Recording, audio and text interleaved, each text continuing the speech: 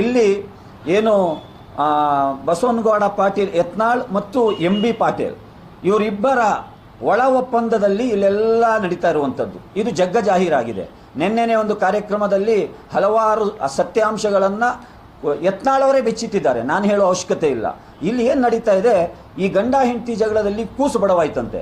ಇಲ್ಲಿರುವಂತಹ ಜನರು ಸಂಕಷ್ಟವನ್ನು ಎದುರಿಸ್ತಾ ಇದ್ದಾರೆ. ನಿಮ್ಮ ಒಳ ಒಪ್ಪಂದ, ನಿಮ್ಮ ಒಳ ರಾಜಕೀಯ, ನಿಮ್ಮ ಫ್ರೆಂಡ್ಶಿಪ್ಪು, ನಿಮ್ಮ ಇಂಟರ್ನಲ್ ಅಡ್ಜಸ್ಟ್ಮೆಂಟಿಂದ ಇವತ್ತು ಇದು ಬಿಜಾಪುರ ನಗರದಲ್ಲಿ ಕುಡಿಯುವ ನೀರಿಗಾಗಿ ಹಾಹಾಕಾರ ಇರ್ತಾ ಇದೆ. ಅರ್ಧಕ್ಕಿಂತ ಹೆಚ್ಚು ವಾರ್ಡ್ಗಳಲ್ಲಿ ಸರಿಯಾಗಿ ನೀರು ಸರಬರಾಜು ಆಗ್ತಾ ಇಲ್ಲ. ಇದರ ಬಗ್ಗೆ ಯಾರು ಕಾನ್ಸಂಟ್ರೇಷನ್ ಮಾಡಬೇಕಾಗಿತ್ತು? ನಗರಸಭೆಯ ಅಧಿಕಾರಿಗಳು ಇವತ್ತು ಏನಾಗಿದ್ದಾರೆ ಅಂತ ಹೇಳಿದ್ರೆ, ಅವರಿಗೆ ದೂರು ಕೊಟ್ಟರೂ ಕೂಡ ಕ್ರಮ ಕೈಗೊಳ್ತಾ ಇಲ್ಲ. ಯಾಕಂದರೆ ರೂಲ್ ಇದೆ, ಅಧಿಕಾರಿಗಳು 3 ವರ್ಷಕ್ಕಿಂತ ಹೆಚ್ಚು ಯಾರು ಇರಬಾರ್ದು ಒಂದೇ ಪ್ರದೇಶದಲ್ಲಿ ಅಂತೇಳಿ. ಇವತ್ತು 4 ವರ್ಷ, 5 ವರ್ಷ, 6 ವರ್ಷ ಆದರೂ ಒಂದೇ ಪ್ರದೇಶದಲ್ಲಿ ಟೆಂಟ್ ಹಾಕೊಂಡು ಕೂತಿದ್ದಾರೆ. ಇದು ವರ್ಗಾವಣೆ ನೀತಿಯ ವಿರುದ್ಧ. ಇದು ಯಾಕೆ ಆಗ್ತಾ ಇದೆ ಅಂತ ಹೇಳಿದ್ರೆ, ಇವರ ಇಂಟರ್ನಲ್ ಅಡ್ಜಸ್ಟ್ಮೆಂಟಲ್ಲಿ ನಡೀತಾ ಇದೆ.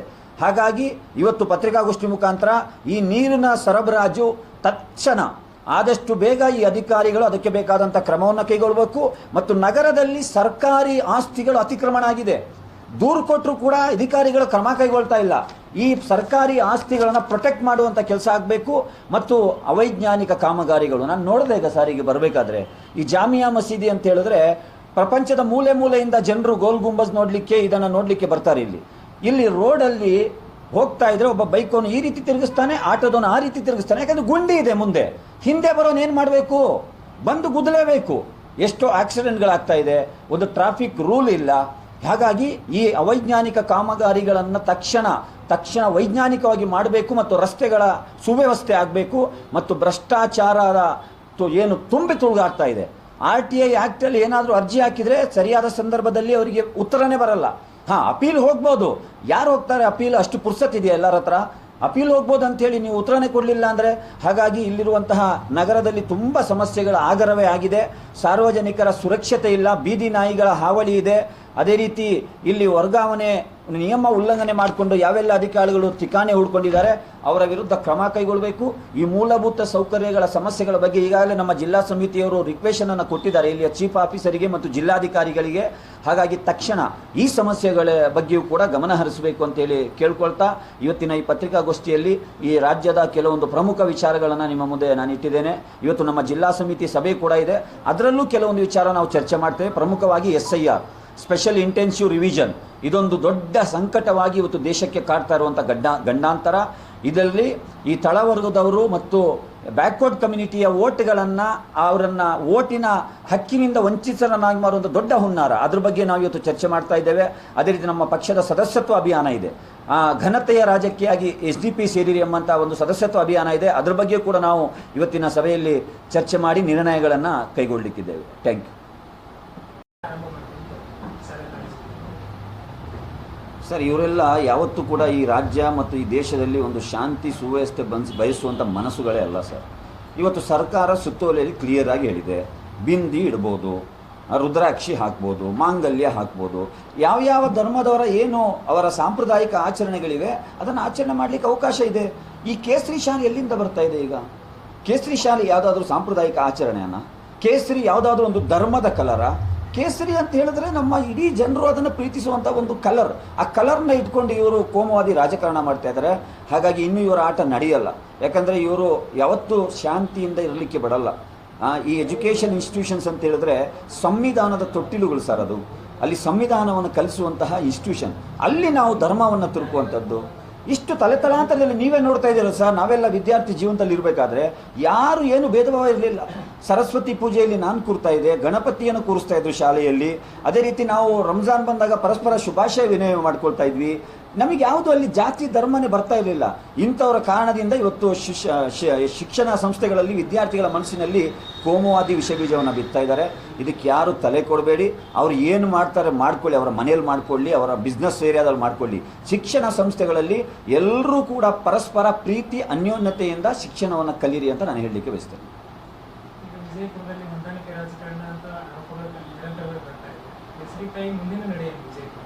ಸರ್, ವಿಜಯಪುರದ ಜನರಲ್ಲಿ ನಾನು ಕೇಳ್ಕೊಳ್ಳುವಂಥದ್ದು ನೋಡಿ, ಬದಲಾವಣೆ ಕಾಲದ ಬೇಡಿಕೆ. ಇವತ್ತು ಇಡೀ ರಾಜ್ಯದಲ್ಲಿ ದಾವಣಗೆರೆ ಚುನಾವಣೆ ಒಂದು ಹೊಸ ದಿಕ್ಸೂಚಿಯನ್ನು ತೋರಿಸ್ತಾ ಇದೆ. ನೀವು ಎದ್ದು ನಿಂತರೆ ಪರ್ಯಾಯಕ್ಕಾಗಿ ನಿಮ್ಮ ಇಶ್ಯೂಸ್ಗಳು ರಿಸಾಲ್ವ್ ಆಗ್ತದೆ. ನಾನು ಗೆದ್ದಿಲ್ಲದೆ ಇರ್ಬೋದು ದಾವಣಗೆರೆಯಲ್ಲಿ, ಆದರೆ ನಾವು ಯಾವ ಇಶ್ಯೂಗಳನ್ನು ಎಲೆಕ್ಷನಲ್ಲಿ ರೈಸ್ ಮಾಡಿದ್ವಿ ಇವತ್ತು ರಿಸಾಲ್ವ್ ಆಗ್ತಾ ಇರೋದನ್ನು ಕಾಣ್ತಾ ಇದ್ದೇವೆ. ಬಿಜಾಪುರ ಜಿಲ್ಲೆಯಲ್ಲೂ ಕೂಡ ನಾವು ಮುಂದಿನ ಚುನಾವಣೆಯಲ್ಲಿ SDP ಯಿಂದ ಅಭ್ಯರ್ಥಿಯನ್ನು ಕಣಕ್ಕಿಳಿಸ್ತೇವೆ. ಈಗಲೇ ನೀವು ತಯಾರಿ ಹಾಕ್ಕೊಳ್ಳಿ. ಈ ಒಳ ರಾಜಕೀಯ ಅಡ್ಜಸ್ಟ್ಮೆಂಟ್ ಪೊಲಿಟಿಕ್ಸಿಂದ ಈ ಪರಿಸ್ಥಿತಿ ಬಂದಿರುವಂಥದ್ದು. ಬಿಜಾಪುರ ಜಿಲ್ಲೆಗೆ 4.5 ಲಕ್ಷ ಕೋಟಿಯ ಬಡ್ಜೆಟ್ ತಯಾರಾಗುತ್ತೆ ವರ್ಷಕ್ಕೆ. ಎಲ್ಲಿ ಹೋಗ್ತಾ ಇದೆ ಆ ಹಣ? ಯಾರ ಜೇಬಿಗೆ ಹೋಗ್ತಾ ಇದೆ? ಹಾಗಾಗಿ ಇಶ್ಯೂಗಳು ರಿಸಾಲ್ವ್ ಆಗಬೇಕಾ? ಪರ್ಯಾಯ ರಾಜಕಾರಣಕ್ಕಾಗಿ ನೀವು ತಯಾರಾಗಿ. Social democratic party of India real alternative ಆಗಿ ಜನರ ನೈಜ ಸಮಸ್ಯೆಗಳನ್ನು ಕೈಗೆತ್ತಿಕೊಂಡು ವರ್ಷದ 365 ದಿನದ 24 ಗಂಟೆ ನಾವು ಕೆಲಸ ಮಾಡ್ತೇವೆ. ಚುನಾವಣೆ ಸಂದರ್ಭದಲ್ಲಿ ಅನ್ನದಾನ ರಕ್ತದಾನಕ್ಕಿಂತ ಶ್ರೇಷ್ಠವಾದ ದಾನ ಮತದಾನದ ಸಂದರ್ಭ ಬಂದಾಗ ಯೋಚಿಸಿ ಆಲೋಚಿಸಿ ನಿಮ್ಮ ಮತವನ್ನು ಚಲಾಯಿಸಿ. SDP ಪರವಾಗಿ ನೀವು ಬೆಂಬಲವನ್ನು ಕೊಟ್ಟರೆ ನಿಮ್ಮ ಮಕ್ಕಳ ಶಿಕ್ಷಣ, ನಿಮ್ಮ ಕ್ಷೇತ್ರದ ಅಭಿವೃದ್ಧಿಗೆ ಉತ್ತಮ ಅವಕಾಶ ಇದೆ ಅಂತೇಳಿ ನಾನು ಹೇಳಲಿಕ್ಕೆ ಬಯಸ್ತೇನೆ. ಬಿಜಾಪುರ ಜಿಲ್ಲೆಯ ಪಕ್ಷದ ಕಾರ್ಯಚಟುವಟಿಕೆ ನಿಮಿತ್ತ ನನ್ನ ಭೇಟಿ ಇತ್ತು. ನಿನ್ನೆ ಬೀದರ್ ಜಿಲ್ಲೆಯ ವಿಸಿಟ್ ಇತ್ತು. ಮೊನ್ನೆ ಗುಲ್ಬರ್ಗಾ ವಿಸಿಟ್ ಮಾಡಿದ್ದೆ. ಆಫ್ಟರ್ ದಾವಣಗೆರೆಯ ಸ್ವಾಭಿಮಾನಿ ಅಹಿಂದ ವರ್ಗಗಳ ಸ್ವಾಭಿಮಾನಿ ಚುನಾವಣೆಯನ್ನು ಎದುರಿಸಿದ ನಂತರ ನನ್ನ ಮೊದಲ ಪ್ರವಾಸ ಕಲ್ಯಾಣ ಕರ್ನಾಟಕ ಮತ್ತು ಈ ಬಾಂಬೆ ಕರ್ನಾಟಕಕ್ಕಿತ್ತು. ಇದರಲ್ಲಿ ಕೆಲವೊಂದು ಮಹತ್ವಪೂರ್ಣ ವಿಚಾರಗಳನ್ನು ನಿಮ್ಮೊಂದಿಗೆ ಹಂಚಿಕೊಳ್ಳಲಿಕ್ಕೆ ಈ ಪತ್ರಿಕಾಗೋಷ್ಠಿಯನ್ನು ಕರೆಯಲಾಗಿದೆ.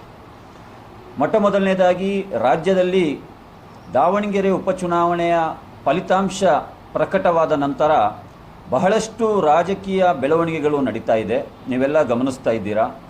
ಅದರಲ್ಲಿ ಬಹುದೊಡ್ಡ ಒಂದು ಬದಲಾವಣೆ, ಬಹುದೊಡ್ಡ ಒಂದು ಚರ್ಚೆ ನಡೀತಾ ಇರುವಂಥ ವಿಚಾರ ಯಾವುದಂದರೆ, ಕರ್ನಾಟಕದಲ್ಲಿ ಆಡಳಿತದಲ್ಲಿರುವಂತಹ ಸೋಕಾಲ್ಡ್ ಜಾತ್ಯತೀತ ಪಕ್ಷವಾಗಿರುವ ಕಾಂಗ್ರೆಸ್ ಪಕ್ಷ ಏನು ಚುನಾವಣಾ ಪೂರ್ವದಲ್ಲಿ ಈ ರಾಜ್ಯದ ಅಲ್ಪಸಂಖ್ಯಾತ ಸಮುದಾಯಕ್ಕೆ ನೀಡಿದ್ದಂತಹ ಭರವಸೆಗಳು ಇವತ್ತು ಪ್ರಶ್ನಿಸಲ್ಪಡ್ತಾ ಇದೆ ಎಂಬುದು ಬಹಳ ದೊಡ್ಡ ಆಶಾದಾಯಕ ಬೆಳವಣಿಗೆ.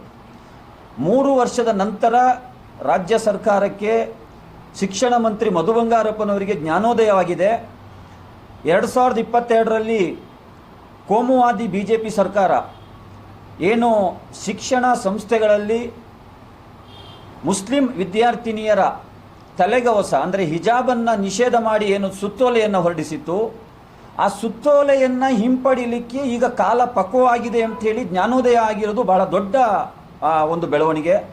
ಇದಕ್ಕೆ ಮುಖ್ಯ ಕಾರಣ ಏನಪ್ಪ ಅಂತ ಹೇಳಿದ್ರೆ, ಬಹಳಷ್ಟು ಜನರು ಇವತ್ತು ಬಂದು ಕ್ರೆಡಿಟನ್ನು ಪಡ್ಕೊಳ್ತಾ ಇದ್ದಾರೆ.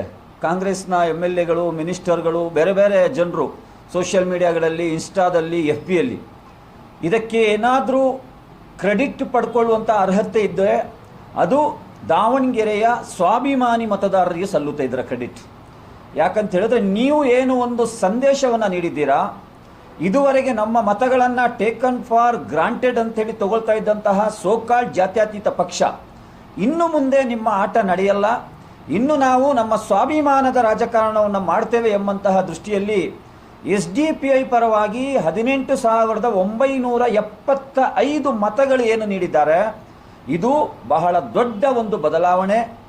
ಈ ಬದಲಾವಣೆ ಕಾರಣದಿಂದ ನೀವು ಕಾಂಗ್ರೆಸ್ನ ಕಾರ್ಯಾಧ್ಯಕ್ಷರ ಸ್ಟೇಟ್ಮೆಂಟನ್ನು ಕೂಡ ನೀವು ಗಮನಿಸಿದ್ದೀರಾ. ಬಹಳ ಡೇಂಜರಸ್ ಅಂತ ಹೇಳಿದ್ದಾರೆ. ಇದು ಯಾವ ರೀತಿ ಡೇಂಜರಸ್ ಅಂತ ಹೇಳಿದ್ರೆ, ಇನ್ನು ಮುಂದೆ ಅಲ್ಪಸಂಖ್ಯಾತರ ಮತಗಳನ್ನು ನಾವು ಟೇಕನ್ ಫಾರ್ ಗ್ರಾಂಟೆಡ್ ಆಗಿ ತಗೊಳ್ಳಿಕ್ಕಾಗುವುದಿಲ್ಲ ಎಂಬುದು ಅವರಿಗೆ ಡೇಂಜರಸ್ ಆಗಿ ಕಾಣ್ತಾ ಇದೆ. ಇದು ಆಶಾದಾಯಕ ಬೆಳವಣಿಗೆ. ಇವತ್ತು ಹಿಜಾಬ್ ಮೇಲಿನ ನಿರ್ಬಂಧದ ತೆರವನ್ನು ಏನು ಸುತ್ತೋಲೆಯನ್ನು ಹಿಂಪಡೆದಿದ್ದಾರೆ, ಕೆಲವು ಪ್ರಶ್ನೆಗಳನ್ನು ನಾನು ಮಾಧ್ಯಮದ ಮುಖಾಂತರ ರಾಜ್ಯ ಸರ್ಕಾರಕ್ಕೆ ಮತ್ತು ಇದರ ಕ್ರೆಡಿಟನ್ನು ಪಡ್ಕೊಳ್ತಾ ಇರುವಂಥ ಜನರಿಗೆ ಕೇಳಲಿಕ್ಕೆ ಬಯಸ್ತೇನೆ. ಮೊದಲನೇದಾಗಿ, ಈ ಹಿಜಾಬ್ ಇಶ್ಯೂ ಉಡುಪಿಯ ಕಾಲೇಜಿನಲ್ಲಿ ಪ್ರಾರಂಭವಾದ ದಿನದಲ್ಲೇ SDPI ಪತ್ರಿಕಾಗೋಷ್ಠಿ ಮಾಡಿ ಹೇಳಿತ್ತು, BJP ಸರ್ಕಾರ ದ್ವೇಷ ರಾಜಕಾರಣದ ಭಾಗವಾಗಿ ಈ ಸುತ್ತೋಲೆಯನ್ನು ಹೊರಡಿಸಿದೆ.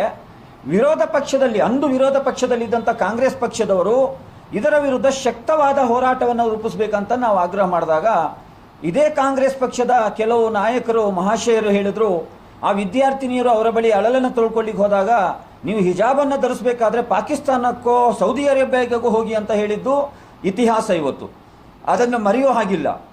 ಆದರೆ ಆ ಧೀರ 5 ಜನ ವಿದ್ಯಾರ್ಥಿನಿಯರು ಈ ಹೋರಾಟವನ್ನು ಸುಮಾರು 4 ವರ್ಷಗಳಿಂದ ನಡೆಸಿ ಸುಪ್ರೀಂ ಕೋರ್ಟಿನ ಅಂಗಳಕ್ಕೆ ಹೋಗಿದ್ದಾರೆ.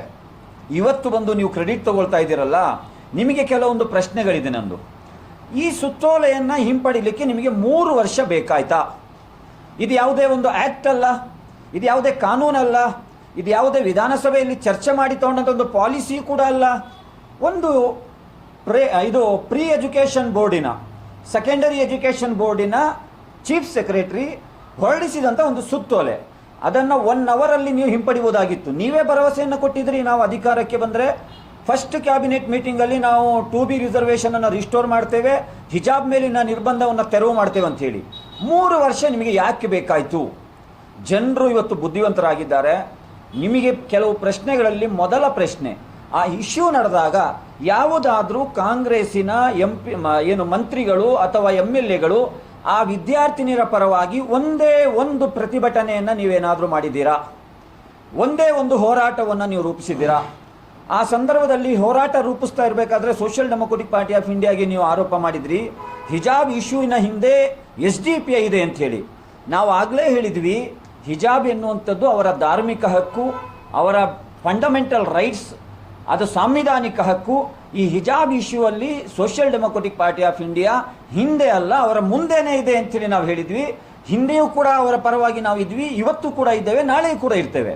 ಹಾಗಾಗಿ ಇದರ ಕ್ರೆಡಿಟ್ ತಗೊಳ್ಳೋದು ಮುಖ್ಯ ಅಲ್ಲ, ಇನ್ನೂ ಕೂಡ ಕೆಲವೊಂದು ವಿಚಾರಗಳು ಇದರಲ್ಲಿ ಇದೆ. 16,000 ವಿದ್ಯಾರ್ಥಿನಿಯರು ಈ ಶಿಕ್ಷಣದಿಂದ ವಂಚಿತರಾಗಿದ್ದಾರೆ. ಹಿಜಾಬ್ ಕಾರಣಕ್ಕಾಗಿ ಅವರಿಗೆ ಎಕ್ಸಾಮ್ ಹಾಲಿಗೆ ಪ್ರವೇಶ ಸಿಕ್ಕಿಲ್ಲ.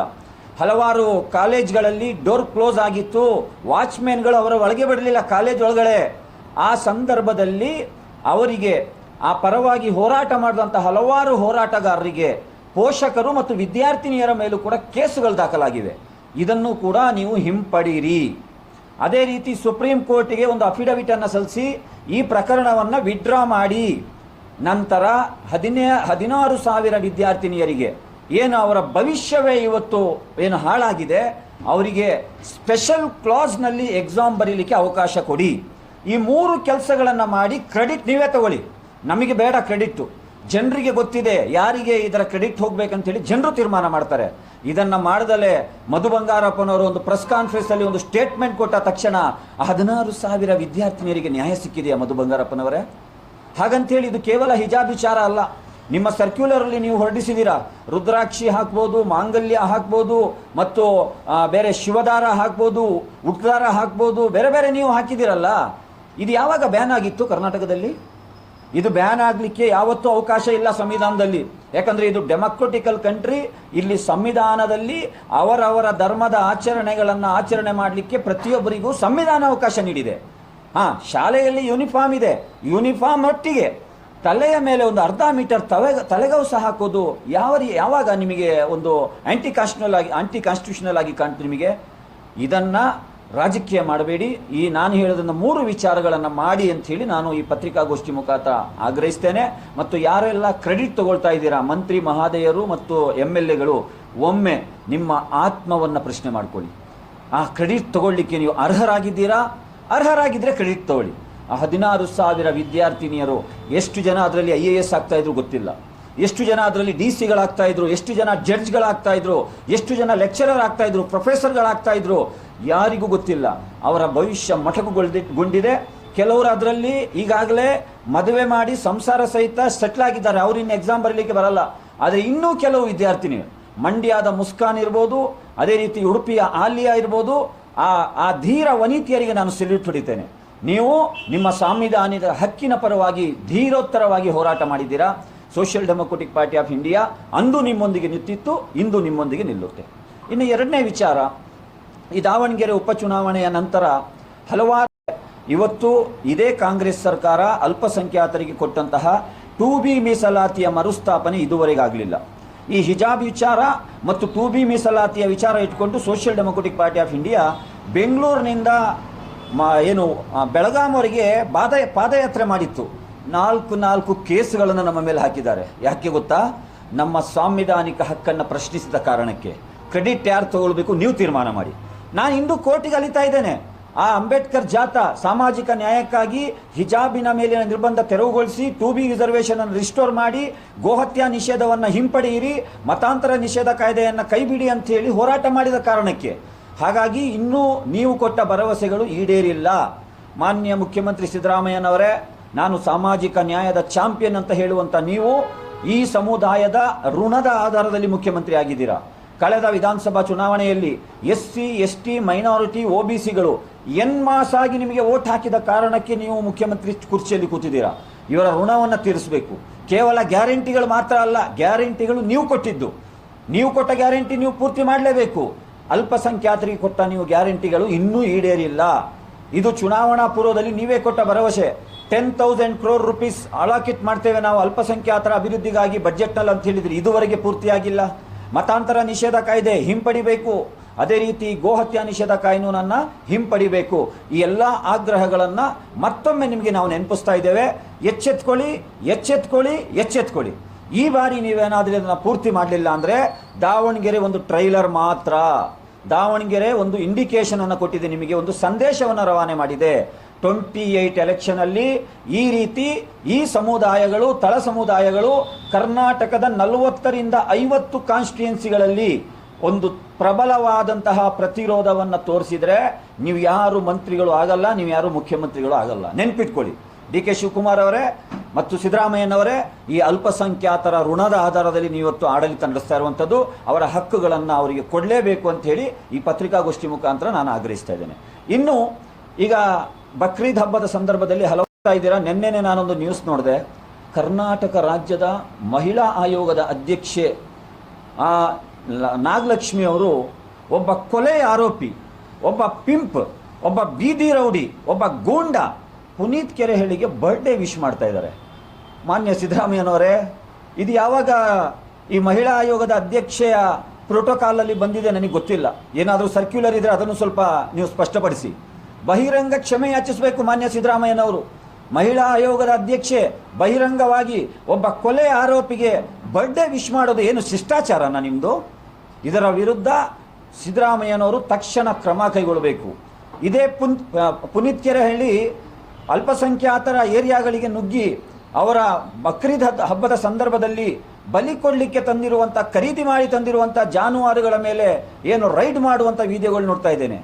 ಮಾನ್ಯ ಪೊಲೀಸ್ ಮಹಾನಿರ್ದೇಶಕರೇ, ಒಂದು ಪ್ರಶ್ನೆ ಇದೆ ನಂದು ನಿಮಗೆ. ಏನಾದರೂ ಎಕ್ಸ್ಟ್ರಾ ಕಾನ್ಸ್ಟಿಟ್ಯೂಷನಲ್ ಬಾಡಿಯಾಗಿ ಪುನೀತ್ ಕೆರೆಹಳ್ಳಿಯನ್ನು ನೀವು ಕರ್ನಾಟಕ ರಾಜ್ಯದಲ್ಲಿ ನೋಡಲ್ ಅಧಿಕಾರಿಯಾಗಿ ಅಪಾಯಿಂಟ್ ಮಾಡಿದ್ದೀರಾ? ಯಾರು ಈ ಅಧಿಕಾರ ಕೊಟ್ಟಿದ್ದು ಪುನೀತ್ ಕೆರೆಹಳ್ಳಿಗೆ? ಪುನೀತ್ ಕೆರೆಹಳ್ಳಿ ಮತ್ತು ಈ BJP ಮತ್ತು ಸಂಘ ಪರಿವಾರದವರಿಗೆ ಒಂದು ಪ್ರಶ್ನೆಯನ್ನು ಕೂಡ ಕೇಳ್ತಾ ಇದ್ದೇನೆ. ನಿಮಗೆ ಅಲ್ಪಸಂಖ್ಯಾತರು ಏನು ಖರೀದಿ ಮಾಡಿ ತಂದಂಥ ಜಾನುವಾರುಗಳ ಬಗ್ಗೆ ಹೋಗಿ ನೀವು ಅಲ್ಲಿ ಏನು ರೈಡ್ ಮಾಡುವಂಥ ನಾಟಕ ಮಾಡ್ತಾ ಇದ್ದೀರಲ್ಲ, ಅನೈತಿಕ ಪೊಲೀಸ್ಗಿರಿ ನಡೆಸ್ತಾ ಇದ್ದೀರಲ್ಲ, ಇದನ್ನು ಮಾಡ್ತಾ ಇರೋರು ಯಾರು ಸ್ವಾಮಿ? ಯಾರು ಇದನ್ನು ಮಾರ್ಕೆಟಲ್ಲಿ ತಂದು ಮಾಡ್ತಾ ಇರೋದು? ಮುಸಲ್ಮಾನರಲ್ಲ, ಪಾಪ ಬಡ ರೈತ ವರ್ಗದವರು. ಗೊಡ್ಡು ದನಗಳನ್ನು ಏನು ಮಾಡಬೇಕು? ಅವರು ಹಾಲು ಕೊಡೋದ ದನಗಳನ್ನು ಏನು ಮಾಡಬೇಕು? ಒಂದು ವೇಳೆ ಆ ಮಾರ್ಕೆಟ್ಗೆ ಹೋಗಿ, ಆ ಸಂತೆಗೆ ಹೋಗಿ ನೀವು ಅಲ್ಲಿ ರೈಡ್ ಮಾಡಿದರೆ ಆ ರೈತರು ನಿಮಗೆ ತಕ್ಕ ಉತ್ತರವನ್ನು ಕೊಡ್ತಾರೆ. ಅದನ್ನು ಅವ್ರು ಮಾಡಬಾರ್ದು ಅಂತ ಹೇಳಿದ್ರೆ ನೀವು ಕೊಡಿ. 1 ಕಿಲೋ ಸಗಣಿಗೆ 5,000 ರೂಪಾಯಿ ರೇಟ್ ಫಿಕ್ಸ್ ಮಾಡಿ ಕೊಡಿ. ರೈತರು ಬದುಕೊಳ್ಳಿ. ಅವ್ರು ಮಾರಲಿಕ್ಕೆ ಹೋಗಲ್ಲ, ಗೊಡ್ಡು ದನಗಳನ್ನು ಮಾರಲಿಕ್ಕೆ ಹೋಗಲ್ಲ. ಒಂದು ಗೊಡ್ಡು ದನ ಏನು ವ್ಯವಸಾಯಕ್ಕೆ ಯೋಗ್ಯವಲ್ಲದ ದನ ಒಂದು ದಿನಕ್ಕೆ ಸಾಕಲಿಕ್ಕೆ 200 ರೂಪಾಯಿ ಅವರಿಗೆ ಹುಲ್ಲು ಹಾಕಬೇಕು, ಹಿಂಡಿ ಹಾಕಬೇಕು. ಎಲ್ಲಿಂದ ತರ್ತಾರೆ ರೈತರು? ಅವರು ಇವತ್ತು ಅವರು ಬೆಳೆದಂಥ ಬೆಳೆಗಳಿಗೆ ಬೆಂಬಲ ಬೆಲೆ ಇಲ್ದಲೆ ಅವರೇ ಸಂಕಷ್ಟದಲ್ಲಿದ್ದಾರೆ. ಹಾಗಾಗಿ ಆ ಪುನೀತ್ ಕೆರೆಹಳ್ಳಿಯ ಮೇಲೆ ತಕ್ಷಣ ಕಾನೂನು ಕ್ರಮ ಕೈಗೊಳ್ಳಬೇಕು. ಇಲ್ಲ ಅಂದರೆ ನೀವು ಸ್ಪಷ್ಟಪಡಿಸಬೇಕು, ಪೊಲೀಸ್ ಮಹಾನಿರ್ದೇಶಕರು ಮತ್ತು ಗೃಹ ಮಂತ್ರಿಗಳು. ಎಕ್ಸ್ಟ್ರಾ ಕಾನ್ಸ್ಟಿಟ್ಯೂಷನಲ್ ಬಾಡಿಯಾಗಿ ಏನಾದರೂ ಅವರಿಗೆ ಸ್ಪೆಷಲ್ ಅಪಾಯಿಂಟ್ ಮಾಡಿದ್ದೀರಾ ನೀವು, ನೋಡಲ್ ಆಫೀಸರ್ ಆಗಿ ಏನಾದರೂ? ಮತ್ತು ಈ ದೇಶದಲ್ಲಿ BJP ಅಧಿಕಾರದಲ್ಲಿ ಇದೆಯಲ್ಲ, ಇವತ್ತು ವರ್ಲ್ಡಲ್ಲಿ ನಂಬರ್ 2 ಬೀಫ್ ಎಕ್ಸ್ಪೋರ್ಟ್ನಲ್ಲಿ ಭಾರತ ಆಗಿದೆ. ಯಾರು ಮಾಡ್ತಾ ಇರೋದು ಬೀಫ್ ಎಕ್ಸ್ಪೋರ್ಟು? ಕಾಂಗ್ರೆಸ್ ಸರ್ಕಾರ ಅಲ್ಲ, ಮುಸಲ್ಮಾನರಲ್ಲ. ಕೆಲವು ಕಂಪನಿಗಳ ಹೆಸರನ್ನು ನಾನು ಹೇಳ್ತೇನೆ. ಕಂಪನಿಯ ಹೆಸರು ಅರ್ಸಲಾನ್ ಎಕ್ಸ್ಪೋರ್ಟ್ ಅಂತ ಹೇಳಿದೆ. ಅರ್ಸಲಾನ್ ಎಕ್ಸ್ಪೋರ್ಟ್ ಮತ್ತು ಅರೇಬಿಯನ್ ಎಕ್ಸ್ಪೋರ್ಟ್, ಅದೇ ರೀತಿ ಅಲ್ ನಾಸೀರ್ ಎಕ್ಸ್ಪೋರ್ಟ್. ಈ ಕಂಪ್ನಿ ಹೆಸರು ಕೇಳಬೇಕಾದ್ರೆ ಇದ್ರ ಹಿಂದೆ ಮುಸಲ್ಮಾನರಿದ್ದಾರೆ ಅಂತೇಳಿ ಎಲ್ಲರೂ ಭಾವಿಸ್ತಾರೆ. ಹಾಗಿಲ್ಲ.